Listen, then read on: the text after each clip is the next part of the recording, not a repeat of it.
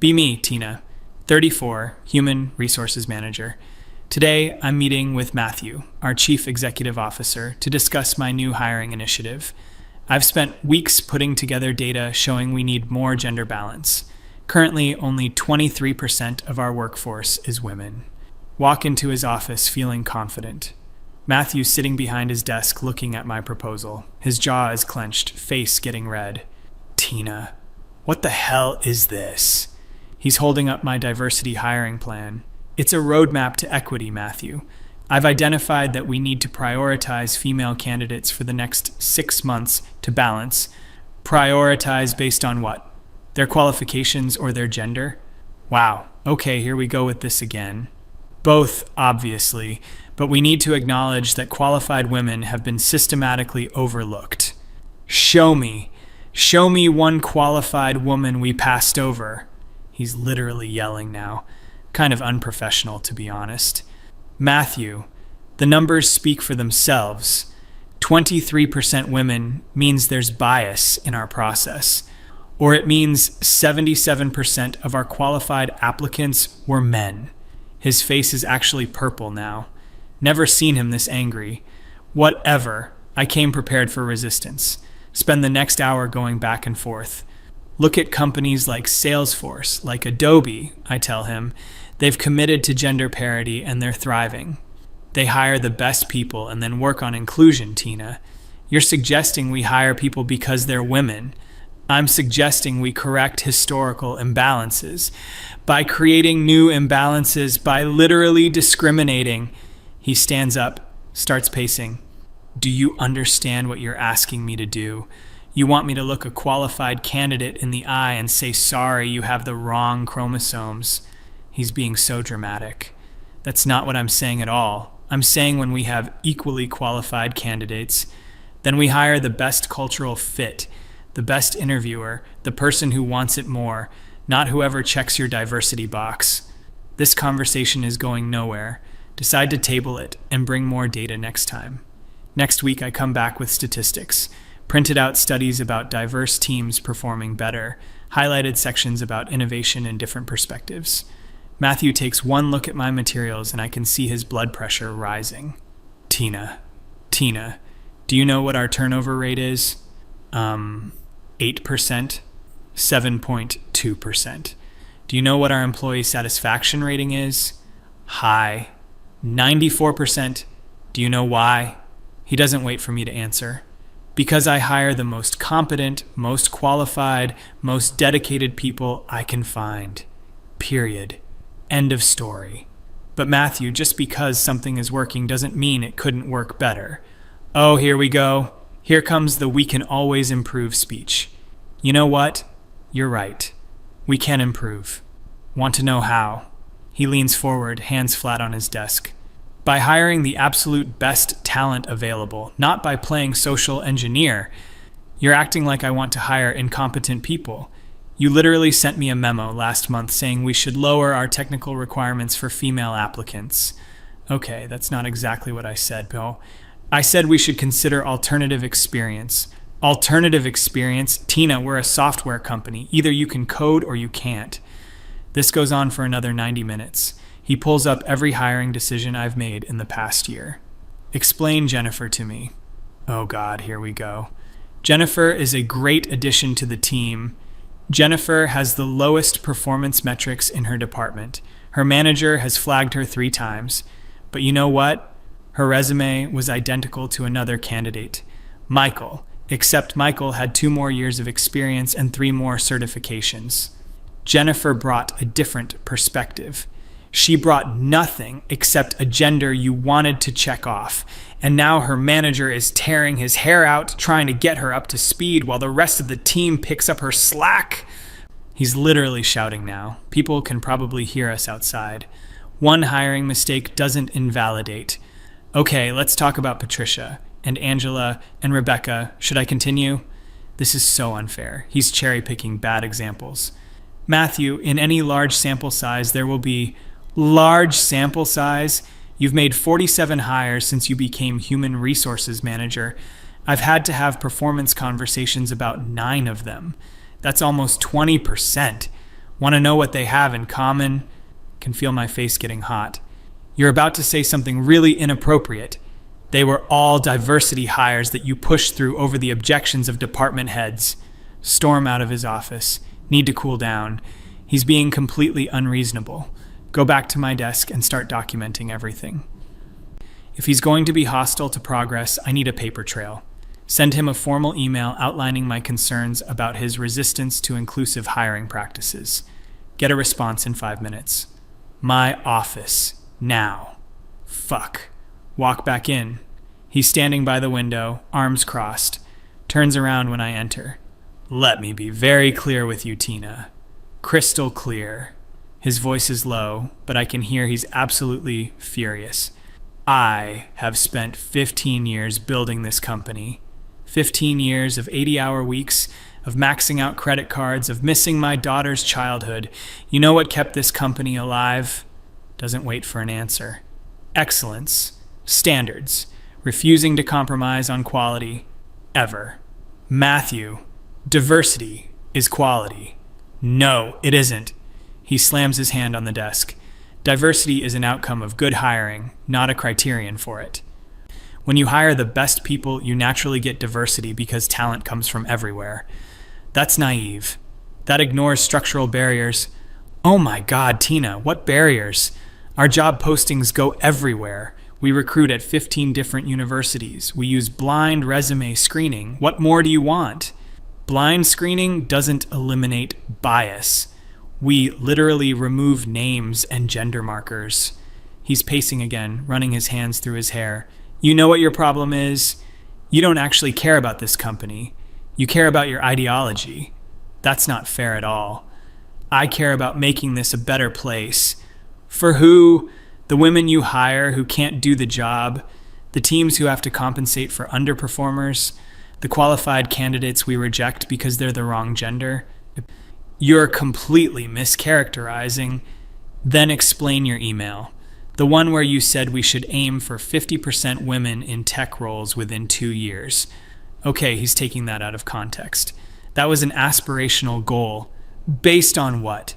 Where are we supposed to find these candidates? There are only 20% women in computer science programs, which is why we need to look at alternative pipelines.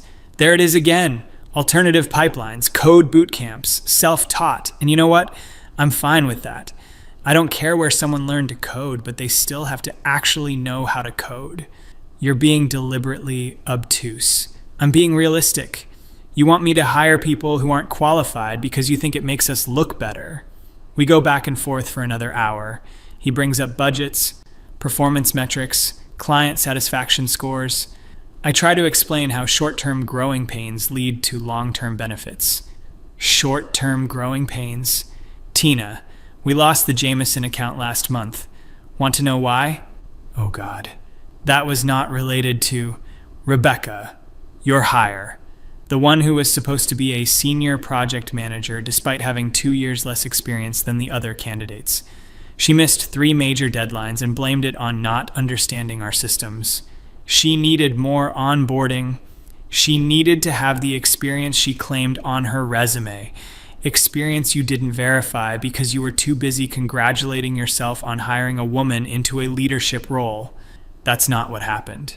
The hiring committee approved her. After you told them I wanted more women in management, they thought it came from me. Oh, didn't realize he'd found that out. I may have implied that executive leadership supported. You lied. You lied and said I wanted gender quotas when I have explicitly said the opposite in every company meeting. He's absolutely beside himself. Never seen anyone this angry. Try a different approach. Matthew, I understand you're frustrated, but the research is clear. Companies with more women in leadership perform better. Yes, I've read the studies. You know what those studies don't say?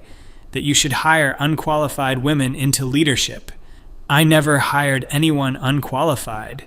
By your standards, maybe, but by the actual job requirements, by the standards we've held for 15 years, yes, you did. He pulls out a folder. Oh no, it's full of job descriptions with handwritten notes. Let's go through these. Marketing manager position, March.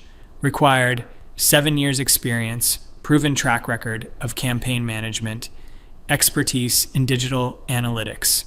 Who did you hire? Sarah, and she's doing great. Sarah had 4 years experience, no campaign management experience, and her expertise was a Google Analytics certification she got 2 months before applying. She had potential. The job requirement said 7 years. The male candidate had 9+. He'd managed campaigns for Fortune 500 companies. He was arrogant in his interview. He was confident. There's a difference. But you decided confidence in a man was arrogance and lack of experience in a woman was potential. This goes on and on. He has documentation on every hire I've made, has notes from department heads, performance reviews, everything. Do you see this? Do you see what you've done? He spreads papers across his desk. You have compromised the integrity of this entire organization because you decided your social mission was more important than our actual mission. Our mission should include creating opportunities for qualified people. Qualified. Why is this so hard for you to understand? He sits down, puts his head in his hands. I'm trying, Tina. I'm really trying to understand your perspective. But everything you're saying basically boils down to discrimination is okay as long as it's against men. That's not. Then what is it? Explain it to me in a way that doesn't involve lowering standards or choosing based on gender. Think for a minute. Okay, think of it like we're correcting historical imbalances. For decades, women were excluded from these fields. So now we need to actively work to include them. By excluding men, by prioritizing women. That's the same thing, Tina. There are only so many positions. Every woman you hire because she's a woman means a man doesn't get hired despite being more qualified. Maybe those men should try harder then. Probably shouldn't have said that. Matthew's face does this thing where it goes completely still. Uh-oh. Get out. His voice is quiet. Matthew, get out of my office right now before I say something I'll regret. Leave quickly. Spend the rest of the day stress eating at my desk. This is so unfair. He's being completely unreasonable. Decide to go over his head. Send an email to the board of directors expressing concerns about hostile work environment and resistance to diversity initiatives. Feel pretty good about this. They'll see I'm right. Next morning, called into emergency meeting with Matthew and 2 board members, Robert and Susan. They do not look happy. Matthew looks like he hasn't slept. Also, looks like he wants to murder me. Tina, Robert starts. We've reviewed your email and discussed your concerns with Matthew. Good. Finally, some backup. We've also reviewed the hiring data Matthew provided. Oh, can you explain why your hiring recommendations have a 45% approval rating from department heads compared to the 89% approval rating of your predecessor? That's because I'm pushing for necessary changes that create discomfort. Can you explain why turnover among your hires is 15% compared to 4% company-wide? Those are growing pains from cultural shifts. Can you explain why you told the marketing department head that Matthew personally requested more female candidates when he had done no such thing? Shit. I may have miscommunicated. Matthew makes a sound like a strangled laugh. Miscommunicated. She miscommunicated. Robert holds up a hand. Matthew, please. Turns back to me. Tina, these are serious issues. We're going to need to put together a performance improvement plan. What the fuck? I'm the one who needs improvement? He's been screaming at me for weeks. Matthew explodes. Because you've been systematically destroying the hiring standards I spent 15 years building. Susan jumps in. Both of you need to calm down. Tina, you're not being fired, but you are being reassigned. Matthew will handle final hiring decisions going forward. You'll focus on onboarding and employee relations. This is completely insane. You're punishing me for trying to create equity. Matthew literally laughs. Actually laughs. Equity. She wants equity. You know what equity would be? Hiring people equitably based on their qualifications. That's not what equity means. Oh, I know what you think it means. It means special treatment. It means lowering standards. It means discrimination with a pretty name. Matthew, Robert says sharply. Matthew stands up. No, I'm done. I'm done with this. He turns to Robert and Susan. I want to make something very clear, crystal clear, on the record. Pulls out a folder. This is every hiring decision Tina has pushed through in the past 18 months. Do you know what we have? 47 hires. 31 were women. Sounds great, right? Diversity win. He starts pulling out papers. Of those 31, 9 have already left. Another 6 are on performance improvement plans. 3 have been moved to different roles because they couldn't hand their assigned positions. 4 have filed complaints about being set up to fail. Matthew, Susan tries to interrupt. No, you need to hear this, because Tina sent you an email about me creating a hostile environment. Want to know what's actually hostile? Hiring someone into a job they're not qualified for and watching them fail. He's on a roll now. Nobody can stop him. Want to know what Jennifer told me when she quit? She knew she wasn't qualified. She knew I'd wanted to hire Michael, but Tina convinced her it was her right to have that job. And then when she couldn't do it, when her team was frustrated, when she was working 70 hours a week and still falling behind, she had a breakdown. Okay, that's not my fault. She asked for that job. You offered her that job. You told her we had an initiative. She thought it was legitimate. And now she's in therapy because you set her up to fail to prove a point. That's completely unfair. I didn't set anyone up to fail. Yes, you did. You hired people into roles they weren't ready for, gave them impossible expectations, and then blamed everyone else when it didn't work. Robert tries again. Matthew, we understand you're upset. Upset. I am beyond upset. I am watching my company fall apart because someone decided her ideology mattered more than excellence. Turns to me. His eyes are actually scary. Do you know what our client retention rate was before you started this crusade? 96%. Do you know what it is now? 87%. Do you know how many clients have specifically mentioned performance issues? 12. 12 major clients have threatened to leave because of problems traced back to your hires. That can't be right. You're blaming me for normal business fluctuations. I have emails, Tina. Emails from clients saying our work quality has dropped, saying deadlines are being missed, saying our team seems undertrained. He throws papers on the table. But sure, let's keep hiring based on gender instead of qualifications. I'm sure that'll fix everything. Susan picks up the papers, starts reading. Her face changes. Robert leans over, reads too. Oh no. They look at me. Tina, this is concerning.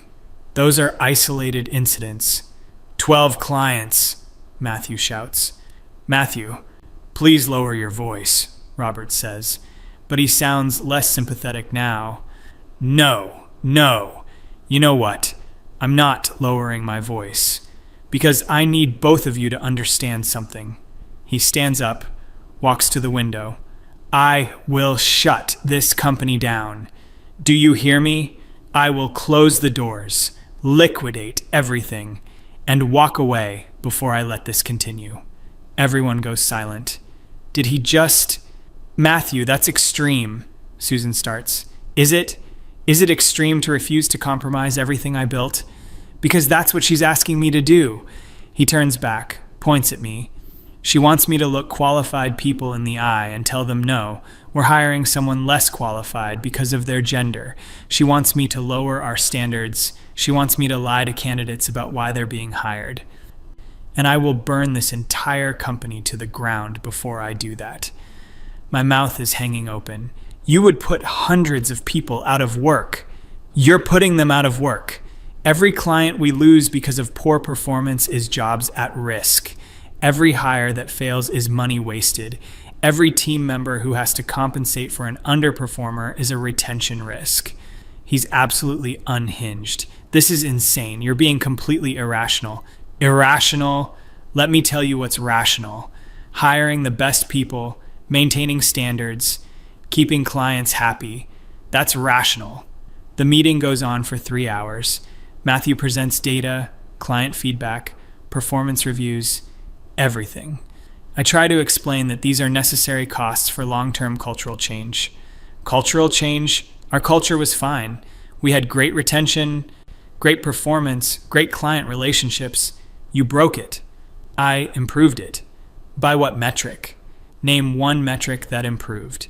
Employee diversity, that's not a performance metric. That's a demographic.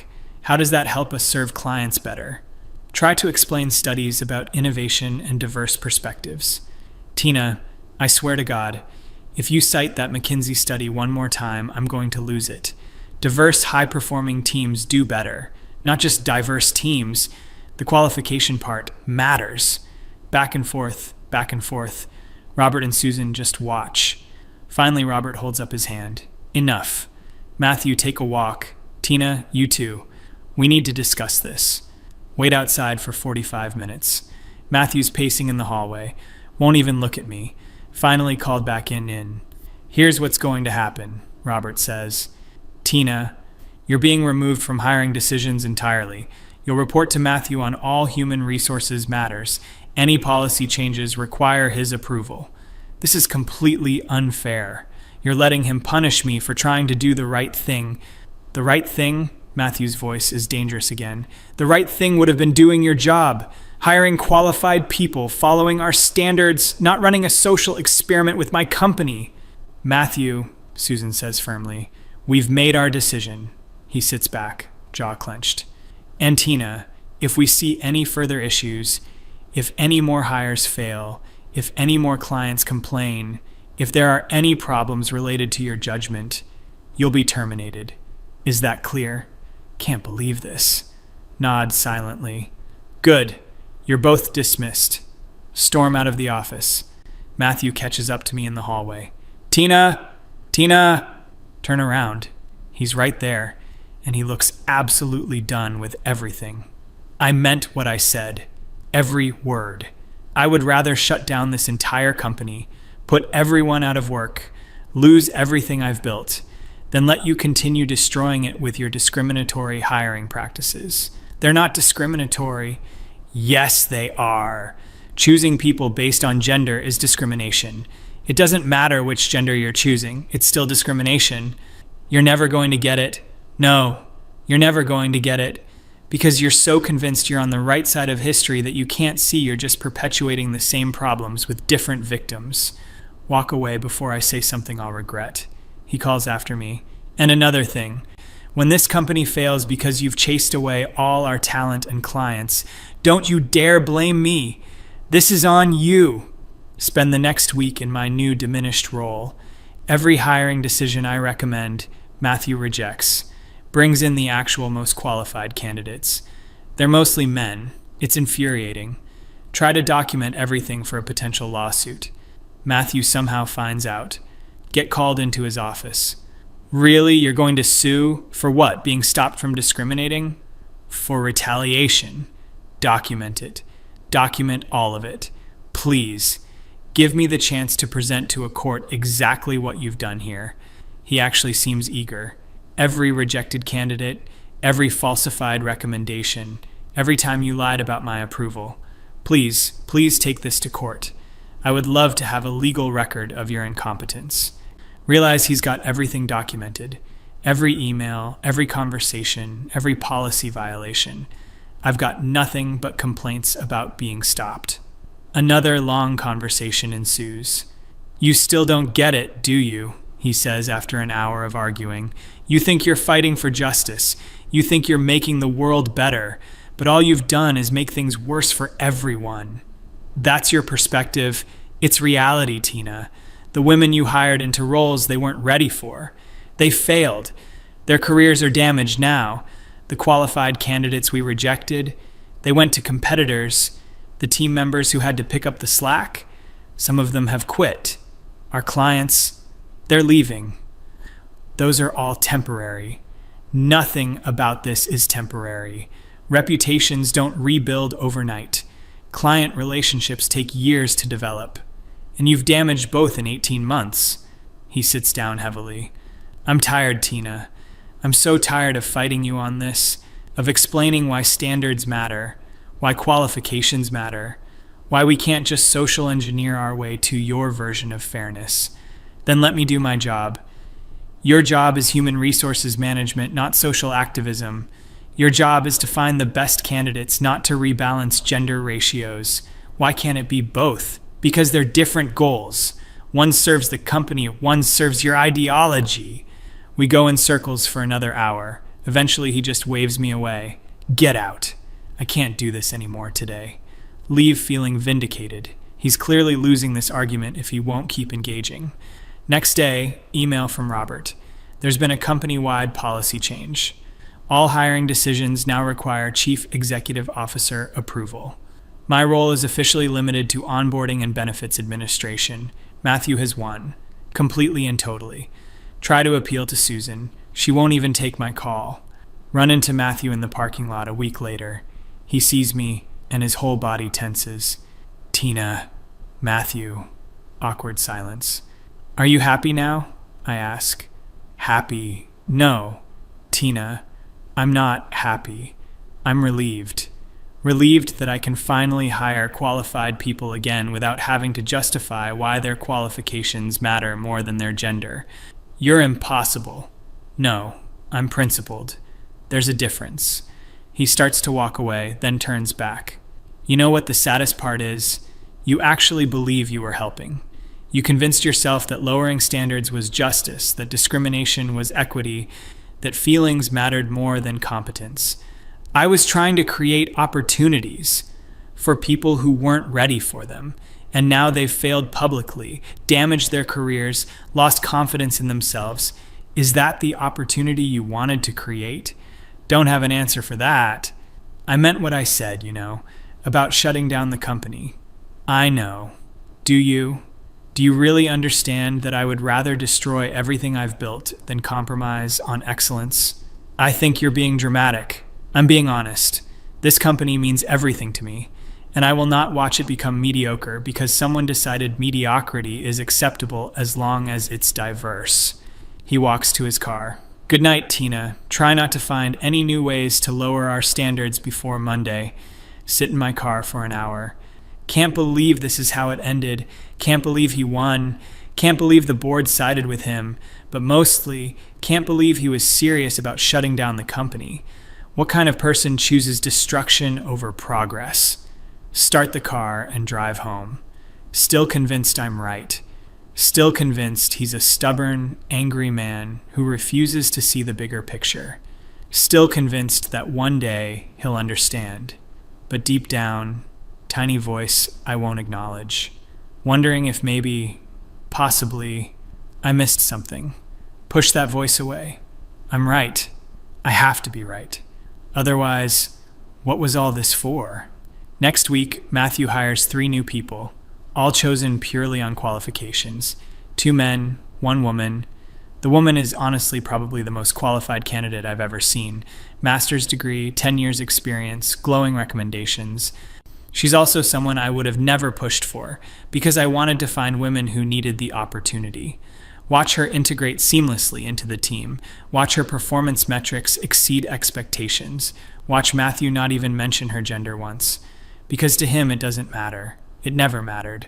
Only qualifications mattered. That tiny voice gets a little louder. Still push it away. Grab my phone. Start drafting another email about the need for equity initiatives.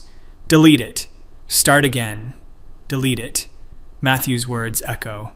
I will burn this entire company to the ground before I do that. He meant it. He really, truly meant it. Sit at my desk, hands hovering over keyboard, finally close the laptop. Maybe, just maybe. But no, I'm right. I have to be. Don't I?